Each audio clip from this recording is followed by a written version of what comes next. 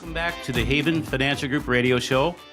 Give us a call at 612-504-8400 or visit us online, havenfinancialgroup.com. Lots of great retirement tools on there, upcoming events.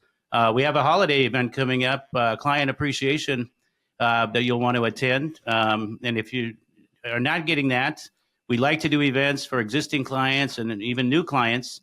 Again, holidays in the air, Kim, and we want to have as much fun with retirement as possible, even though sometimes it can get a little bit stressful. That it certainly can. It's been stressful for people for quite some time. I think, Larry, when you and I first started doing the radio show together, one of the very first days we talked about the fact that we could really feel inflation every time we went to the grocery store. And that does seem to be the place where I feel like I'm seeing it the most. I don't know about you, but it continues to be, at the end of the checkout, I go, wow, I have fewer bags than I used to have and a much bigger bill. That is for sure. The bags are smaller and you can't get as much in and the bill's higher. That just doesn't seem right, does it? It certainly does not. On this week of Thanksgiving, nobody wants to think about that because we'll all be at the grocery store at some point. The Federal Reserve certainly plays a big part in inflation and the road to economic stability. Recently, Jay Powell, the chair of the Fed, issued some statements on the state of inflation and what he sees as the road to economic stability here in the country. While a recession would be, what would occur and would certainly bring prices back to where they were in 2019 or so. I don't think that's anything that anybody wants to see. So he is hoping that the answer here lies in incentivizing wage increases. Kyle is with us this morning, and it's good to have Kyle with us. He's a certified financial planner on the investment team there at Haven Financial. Good to have you with us, Kyle, this morning. Your feeling about Jay Powell's statements and what you think the Fed can do to bring inflation and, most importantly, bring prices back down. Yeah, thanks for having me, and it's good to be here this morning. There's been a whole the last couple of years have been comprised of Jerome Powell and the Fed and all the decisions that they're making for interest rates, and all we've been hearing about for the last year or so has been rates coming down, and they have come down a little bit. There's been 2 cuts this year. The first one was a 0.5 point, and then the most recent one was a 0.25 point. And the expectation is that December would be another 0.25 point one as well. So that's what's kind of priced into everything. And there's expected to be cuts going on in 2025 and then 2026 as well. But the most recent thing was Jerome Powell announcing a shift to prioritize reducing unemployment over necessarily controlling the inflation aspect of it, because they do have a dual mandate, so they do try to be in control of both of those 2 pieces there. But he is trying to prioritize the unemployment right now, and the unemployment actually isn't necessarily out of control. It's a little tad bit higher than what they want it to be at, but there hasn't really been signs of them needing to necessarily make quick action. And he actually said just a couple of weeks ago, there's no pressure to lower rates right now. So the percentage chances of rates coming down even in December, they've gone down from 80% to low 60%. So there is a chance of that happening again in December, but the odds of that are coming down. And then also, we thought this year there's going to be about 7 cuts, and we've only had 2 so far. So the expectations and reality have been quite different. But would you say, Kyle, that the economic situation has stabilized some as compared to maybe in 22? Yeah, the economics have stabilized, to some degree. When you look at the inflation numbers, our inflation numbers are getting closer to that 2% long-term mark that we want. If you look at it a month-over-month basis or quarter-over-quarter basis, year-over-year, however you want to look at it, that's how they're gauging the inflation numbers, and it has come down quite a bit. So we're not looking at inflation statistics like we were a couple of years ago, which is what they want to see. And again, I mean, you mentioned this, but we don't really want prices to go down to what they were a couple of years ago. even though things are fairly expensive right now compared to that time, because that could mean some problems for the economy in itself. Mm-hmm. So, what does all of this mean? These rate cuts by the Fed and this kind of discussion about, unemployment and so on and so forth. What does this mean to someone who's in retirement? Well, I would say people need to stay the course, have a good understanding of what they're doing. Inflation, we always have had inflation, as we've talked about. Then you sprinkle in the fear factor of the people talking about tariffs with the new administration coming in.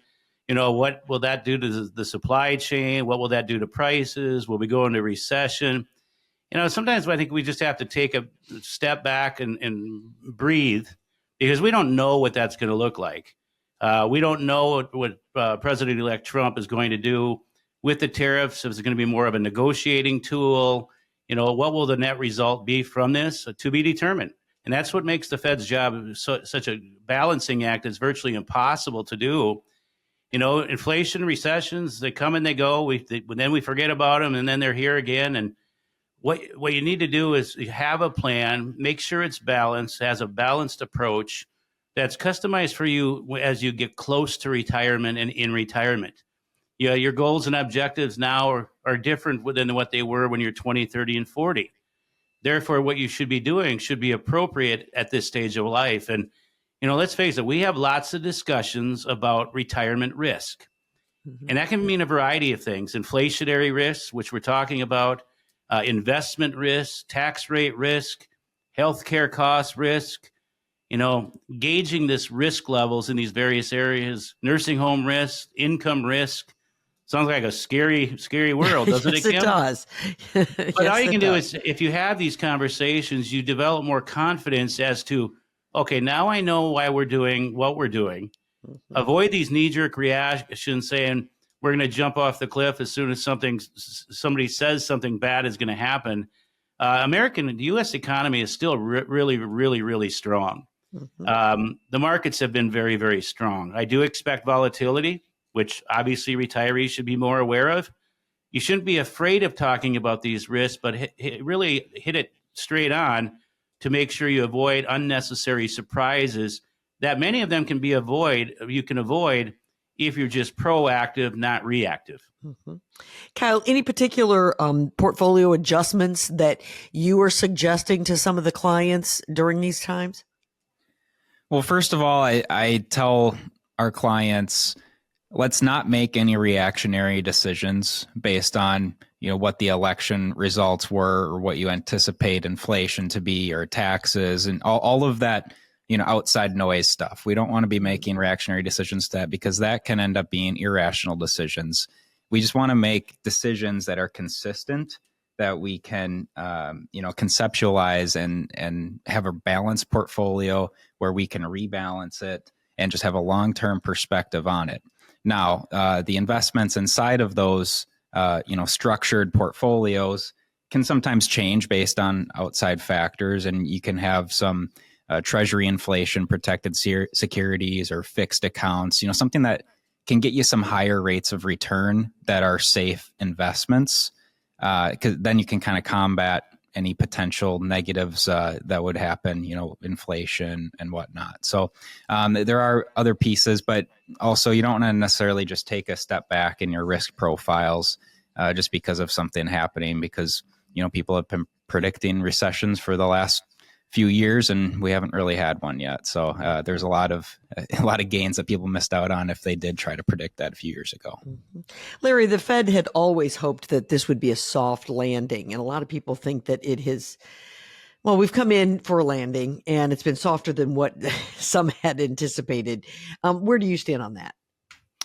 I think it has been a fairly soft landing. I mean, there's no perfect world out there, but, somebody's interpretation of a soft landing compared to a crash landing might be significantly different. Mm-hmm. It doesn't change the fact that people's pocketbooks are still hurting. Their retirement savings for many is hurting, and prices are still really high. And for the foreseeable future, we really don't know when they're really going to come down to what many would consider normal times. So all you can do is have a plan, stick to the plan, modify the plan, Don't put it on the shelf and not see it or touch it for years, because life happens. It happens quickly. And we just got to be as prepared as we possibly can. And that begins with conversations with whoever you're partnering and is working for you, having those conversations. And that's where I see people not getting the attention they deserve or having the conversations that they should be having.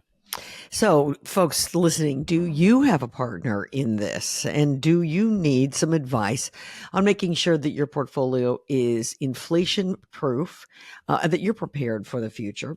Well, if your answer to that is no, then we've got a suggestion for you. Give the folks at Haven Financial Group a call. Go in, sit down, talk to them about what it is you're trying to accomplish. Maybe you have a portfolio and you need someone to look it over. Maybe you haven't even started putting one together. 612-504-8400.